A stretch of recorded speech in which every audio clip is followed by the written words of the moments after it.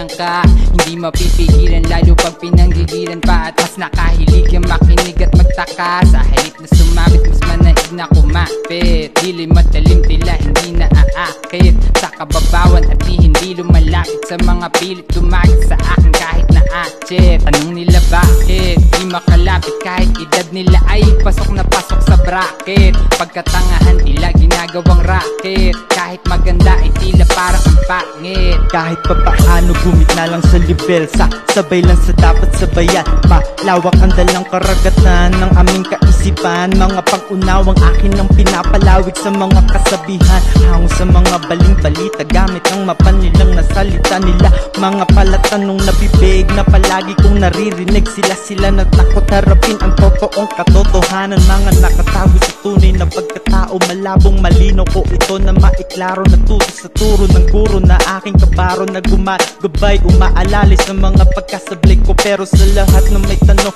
lagi meron sagot. Di naman tumulot sa mga nagtatanga-tangahan na walang alam, mga bayabas sa pag-uusap na nakakubli palamuti sa pangungusap.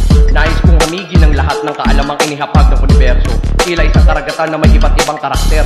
Sakay ng galyo na suntingkad ng binta, ang pagnanais isiri ng malalim, mga kayamanan nakalagat sa baul. Alam kong wala pa akong sapat na kaalaman, mananatiling estudyanteng wala sa universidad, ngunit marahang nag-oobserba sa plateya. Hindi mo matatawag na panday ang isang tao kung hindi pinanday ng panahon kanyang nalalaman sa inaasam-asam na pag-unlad. Hindi lalago mga halaman kung hindi nadidiligan, mamamatay ang ideya kung hindi ito nanganganak. At kung ang lahat ng ating nalalaman ay hindi bibigyang diskurso, siguro itaniman na lang ng bala ang kukote natin wala ng pakinabang. Kung bagay ang ating utak ay mayahalin tulad sa isang esponha, nasa sa iyo kung ano ang dapat itong sipsipin.